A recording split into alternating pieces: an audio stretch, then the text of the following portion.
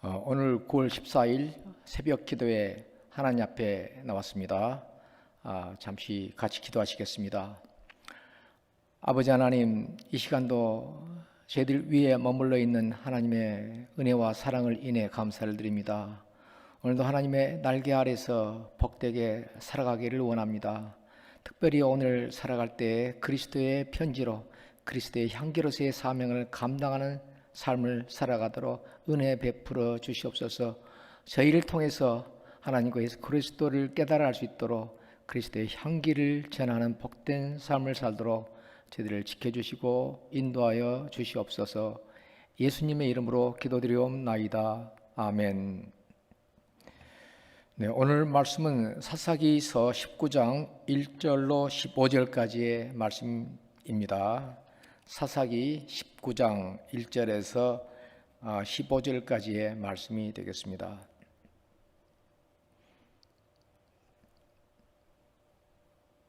네, 이제 봉독해 드리겠습니다.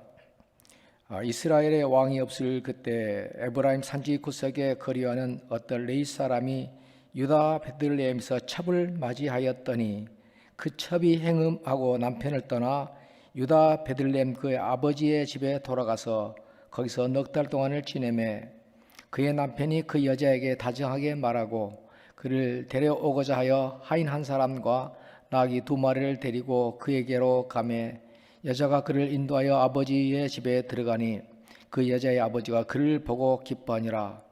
그의 장인 곧 그 여자의 아버지가 그를 머물게 하매 그가 3일 동안 그와 함께 머물며 먹고 마시며 거기서 유숙하다가 넷째 날 아침에 일찍이 일어나서 떠나고자 하매 그 여자의 아버지가 그의 사유에게 이르되 떡을 조금 먹고 그대의 기력을 돋우니 그대의 길을 가라 하니라. 두 사람이 앉아서 함께 먹고 마시매 그 여자의 아버지가 그 사람에게 이르되 청하노니 이 밤을 여기서 유숙하여 그대의 마음을 즐겁게 하라 하니 그 사람이 일어나서 가고자 하되 그의 장인의 간청으로 거기서 다시 유숙하더니 5째 날 아침에 일찍이 일어나 떠나고자 하며 그 여자의 아버지가 이르되 청하노니 그대의 기력을 돋우고 해가 기울도록 머물라 하므로 두 사람이 함께 먹고 그 사람이 첩과 하인과 더불어 일어나 떠나고자 하며 그의 장인 곧 그 여자의 아버지가 그에게 이르되 보라 이제 날이 저물어가니 청하건대 이 밤도 유숙하라. 보라 해가 기울었느니라. 그대는 여기서 유숙하여 그대의 마음을 즐겁게 하고 내일 일찍이 그대의 길을 가서 그대의 집으로 돌아가라 하니 그 사람이 다시 밤을 지내고자 하지 아니하여 일어나서 떠나 여부수 맞은편에 이르렀더니 여부수는 곧 예루살렘의 예루살렘이라. 안장지은 나귀 2마리와 첩이 그와 함께 하였더라. 그들이 여부수에 가까이 갔을 때 해가 지려 하는지라. 종이 주인에게 이르되 청하건대 우리가 돌이켜 여부수 사람의 이 성읍에 들어가서 유숙하십시다 하니 주인이 그에게 이르되 우리가 돌이켜 이스라엘 자손에게 속하지 아니한 이방 사람의 성읍으로 돌아갈 것이 아니니 기브아로 나아가리라 하고 또 그 종에게 이르되 우리가 기브아나 라마 중 한 곳에 가서 거기서 유숙하자 하고 모두 앞으로 나아가더니 베냐민에 속한 기브아에 가까이 이르러 해가 진지라. 기브아에 가서 유숙하려고 그리로 들어가서 성읍 넓은 거리에 앉아 있으나 그를 집으로 영접하여 유숙하게 하는 자가 없었더라. 아멘. 이제 사사기가 점점 끝을 향하여 가고 있습니다. 사사기의 마지막 부분에서 우리가 도저히 상상하기 힘든 참으로 악하고 끔찍한 사건이 기록되어 있는 것을 저희들은 보게 됩니다. 오늘 본문의 내용도 그렇습니다. 어느 레위인에게 첩이 하나 있었습니다. 그런데 그 첩이 다른 사람과 불륜을 저지르고 나서 자기의 친정으로 떠나가 버렸습니다. 그런데 레위인은 그 여자가 아쉬워서 첩의 집에까지 가서 잘 구슬려서 자기의 첩을 데려오고자 했습니다. 이제 레위인은 첩과 함께 집으로 돌아오는 길에 기브아에서 저녁을 보내게 됩니다. 그런데 그곳에 있는 깡패들이 몰려와서 레위인의 첩을 밤새도록 윤관하고 죽게 했습니다. 집에 돌아온 레위인은 죽은 첩의 시체를 토막을 내어서 온 이스라엘 지파에게 보냄으로써 이 일을 온 이스라엘에게 고발을 하게 됩니다. 격분한 이스라엘 백성들은 이 사건을 보고 베냐민 지파와 전쟁을 치르게 되는 것이죠. 이러한 비극적인 이야기의 시작은 어디서 시작되는가? 그것은 한 레위인의 비정상적인 생활에서 시작되게 됩니다. 1절 말씀 읽어드리겠습니다. 이스라엘의 왕이 없을 그때 에브라임 산지 구석에 거류하는 어떤 레위 사람이 유다 베들레헴에서 첩을 맞이하였더니, 레위인은 하나님을 섬기는 사람들입니다. 전폭적으로 자기의 전 생활에 기업이 없이 하나님을 섬기는 것으로 기업을 삼은 그러한 하나님께 바쳐진 사람이죠. 또 그는 하나님의 율법을 백성들에게 가르쳐야 될 그러한 사람이었습니다. 그런데 그가 첩을 두고 있었습니다. 첩이란 어떤 사람입니까? 첩은 남자가 본부인 외에 또 따로 드는 어떤 여자가 되게 되는 거죠. 본부인 외에 자기가 데리고 사는 여자를 첩이라고 합니다.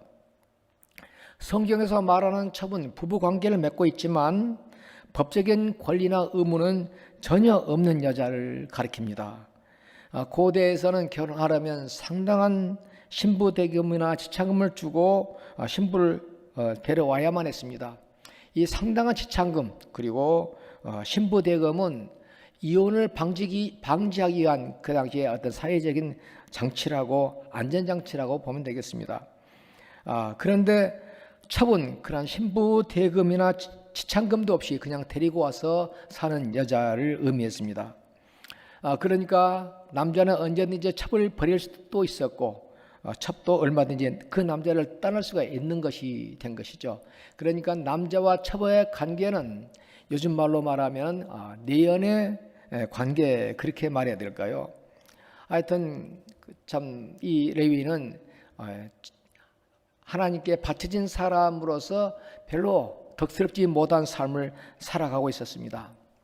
그런데 이 레위인의 첩이 다른 남자와 놀아나다가 자기의 아버지의 집으로 이제 가버렸습니다.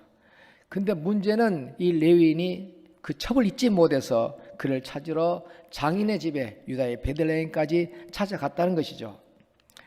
사실 하나님을 섬기는 레위인으로서 첩을 두었다는 것 자체가 이미 정상적인 일은 절대 아닙니다.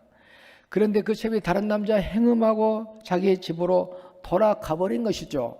그럴 때 어떻게 하면 가장 바람직한 참 그 레위인의 어떤 것이 가장 바람직했을까요? 레위인은 이렇게 행했으면 참으로 더 좋았을 뻔했습니다. 하나님께서 자기의 정상적이지 못한 생활을 기뻐하지 않으셔서 그 자기의 삶을 창사시키기 위해서 자기로부터 그 여자를 떼어낸 것이라고 생각하고 오히려 감사하면서 이제는 내가 영적으로 도덕적으로 새롭게 시작하리라, 그러한 결단 가운데 살아갔으면 얼마나 좋았겠습니까? 하나님의 백성이 예기치 못한 일이 생겼을 때, 그럼으로써 어떤 죄된 생활을 청산하게 됐을 때 그것은 하나님께서 간섭하는 일이 되는 것입니다.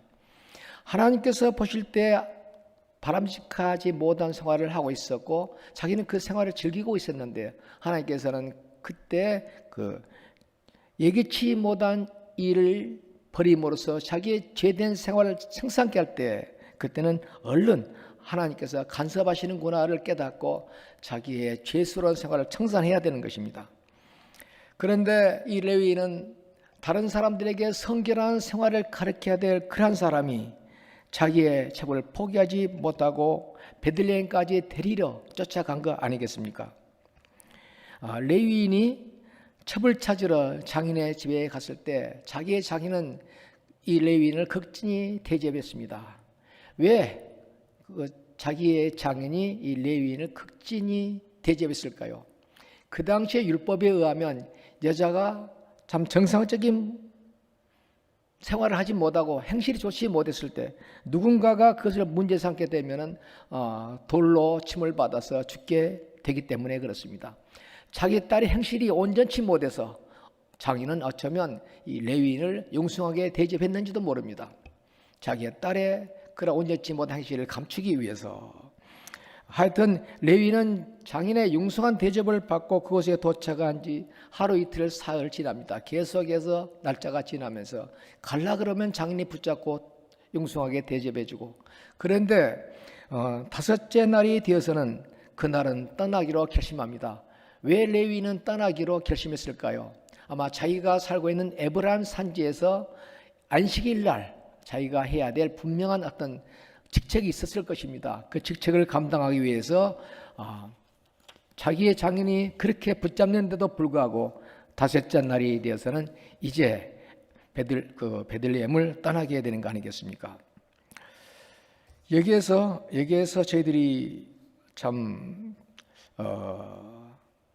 바라봐야 될 것이 있습니다. 그것은 교회에서 참 직분을 맡은 사람은 그 직분을 감당하기 위해서 자기의 삶 전체가 성결해야 될 것을 가르쳐주고 있습니다. 이 레위는 겉보기에는 자기의 임무를 잘 수행하는 종교인처럼 보였을지 모릅니다. 그러나 실생활은 음란과 방탕으로 가득히 채워진 사람이었죠. 레위는 이제 자기 첩을 데리고 자기 집으로 돌아오는 길에 해가 져서 기브아에 머물르게 됩니다. 그런데 기브아는 소돔과 고모라와 전혀 다를 바가 없는 그런 죄악의 도시였고, 거기에는 동성연애자들이 우글거리는 그러한 지역이었습니다. 그런데 오늘 성경의 본문은 이 기브아 사람들의 그 어떤 타락, 기브아 사람들의 말할 수 없는 영적인 그러한 그 진면목을 이야기하기 전에 한 레위인의 바람직하지 못한 사생활을 길게 설명하고 있는 이유는 무엇일까요? 왜 성경은 기브아의 사람들의 참 엄청난 타락을 설명하기 전에 한 레위인의 이야기를 길게 설명할까요? 그것은 그렇습니다. 한 사회에 영적으로 도덕적으로 지도자 역할을 해야 될 사람의 그러한 영적인 상태는 그 사회의 영적 수준과 참 절대 무관할 수가 없습니다. 레위인의 사생활은 그 한 사람의 문제로 끝나는 것이 아니기 때문에 그렇습니다. 레위인이 오늘 본문에 나오는 정도의 영적 수준으로 살고 있다면 그 당시에 살고 있는 사람들의 영적 수준은 보나마나 하는 것이기 때문에 그렇습니다. 레위인은 하나님을 섬기는 사람입니다. 그래서 하나님을 섬기는 일 외에 참 어떤 바람직하지 못한 모든 다른 죄적인 삶은 포기해야 되는 것이죠. 하나님 앞에서 온전하게 살아가는 것이 하나님께서 보실 때 참 순결하게 살아가는 것이 레위인의 어떤 사명이었습니다. 그런데 레위인은 하나님을 섬기는 사람으로서 그 이유를 위해 다른 어떤 죄적인 욕망을 포기하지 못했다는 데서 이 사회의 비극은 시작되고 있는 것입니다. 그래서 오늘 본문은 어쩌면 참 믿음 생활을 하고 있는 저희들에게 큰 도전이 되고 있는 것입니다. 오늘 말씀은 저희들에게 어떠한 도전을 주고 있을까요? 목회자나 교회에서 직분을 맡은 사람들의 도덕성은 참 순결해야 된다는 것이죠. 그래도 죄적인 욕망을 포기하는 삶을 살아야 되는 것이고, 다른 사람들에게 영향을 미치는 사람들이기 때문에 하나님 앞에서 올바르게 서려고 발버둥치는 그런 모습은 보여줘야 한다는 것입니다. 하나님을 섬긴다는 그 이유만으로 참 직분을 맡은 사람들, 목회자나 교회에서의 직분자들은 세상과는 다른 삶을 살아야 되는 것이죠.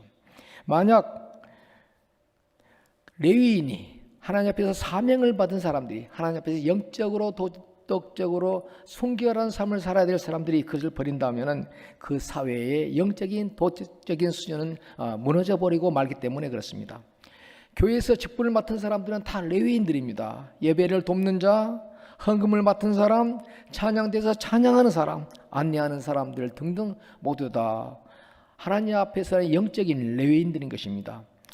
이러한 레위인들은 하나님 앞에서 영적으로 도덕적으로 성결한 삶을 살기 위해서 힘쓰고 애써야 하는 것입니다. 만약 그렇지 않으면 그 사회는 무너져 버리기 때문에 그렇습니다. 사도 바울은 이런 말을 성경을 통해서 저희들에게 남겨주고 있습니다. 사도 바울의 말입니다. 그러므로 만일 식물이 내 형제로 실족해 하면 나는 영원히 고기를 먹지 아니하며 내 형제를 실족지 않게 하리라. 자기 자신의 어떤 본보기가 다른 사람들에게 어떠한 영향을 미친다는 것을 알았던 사도 바울로서는 다른 사람들의 믿음을 실족치 않게 하기 위해서 자기 자신을 근신하겠다는 말 아니겠습니까?